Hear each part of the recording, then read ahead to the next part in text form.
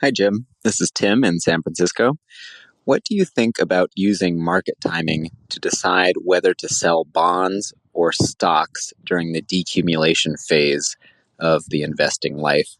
For example, you could invent a systematic rule where if the stock market were down 5% or more from its most recent peak and you need money, you would sell bonds, and otherwise you would sell stocks. What do you think of that? Thanks. Okay, let's talk about the decumulation phase, right? Do you want to try to time it when you pull the money out?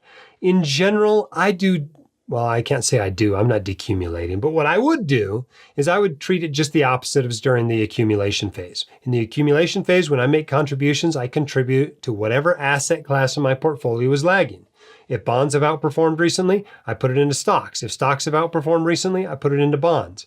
In the decumulation phase, the idea is still to maintain your desired static asset allocation, to maintain those percentages where you set them in your plan. So if something's outperformed, that's where you take the money from. If stocks have done well, you pull the money out of your stock fund that year. Bonds have done well and stocks had a bear market, pull it out of bonds that year. Does that make sense to get your portfolio back to the percentages it's supposed to be at? No big deal there.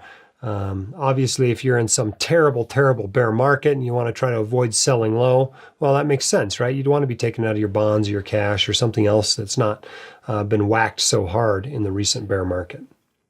If you want your questions answered by the White Coat Investor, record your question at whitecoatinvestor.com/YQA or click the link in the description.